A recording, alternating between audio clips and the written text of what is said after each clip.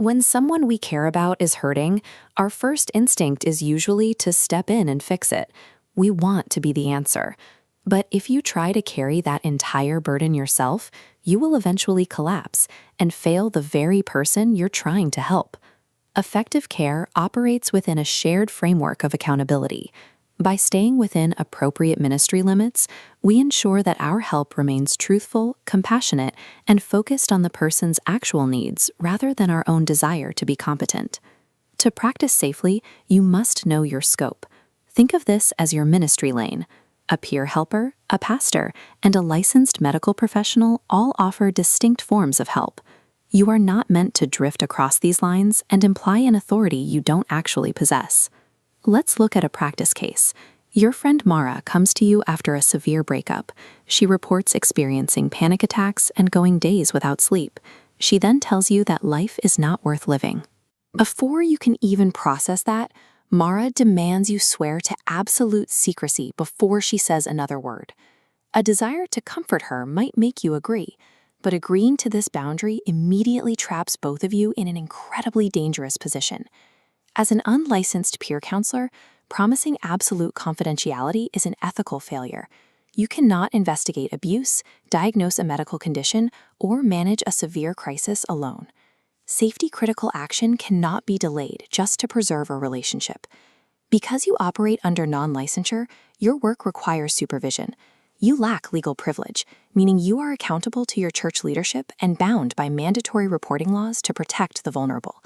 To help Mara effectively, we have to separate what we observe from what we infer. Sleep loss, panic, and her spoken words are observable facts. Deciding that her grief means she has weak faith or is experiencing a spiritual failure is an unsupported inference. Once we strip away our assumptions, the unknowns become glaring. We don't know her current medical status, and her statements about life not being worth living require us to clarify her physical safety and access to harm right now. Take a moment here, pause the video, write down exactly what you would say to Mara right now to refuse her demand for secrecy while still remaining compassionate. Here is a model response. I love you too much to keep a secret that could hurt you. I will only bring in people who can help keep you safe. Refusing a dangerous secret is an act of love. Authority here is exercised through truthful service, not coercion. This brings us to a common ministry error. Think of a leader named Eli who responds to a person having a panic attack by immediately quoting a verse about fear. Without clarifying sleep, safety, or medical care, that verse acts like a band-aid bouncing right off a physical crisis. Colossians 1 describes a ministry of shared labor, teaching, and warning directed toward maturity in Christ. This biblical model authorizes a posture of collaboration and patient presence, moving past the urge to deliver a detached, quick-fix prescription. When you encounter a situation like Mara's and start to feel overwhelmed, recognize that feeling as data. It isn't a sign of failure. It is a healthy signal telling you that it is time to initiate a referral. Let's lock in the action plan. Step 1 is always to clarify physical safety.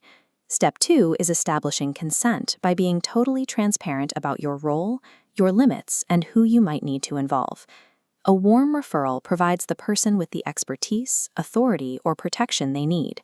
You simply name the reason for the handoff, explain what the other resource offers, and assist with the transition.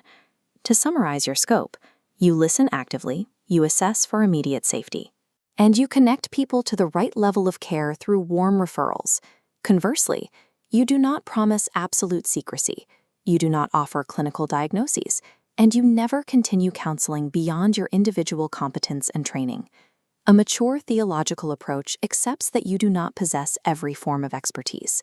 Acknowledging our limitations creates the space for an interdependent body of believers, pastors, and professionals to actually function.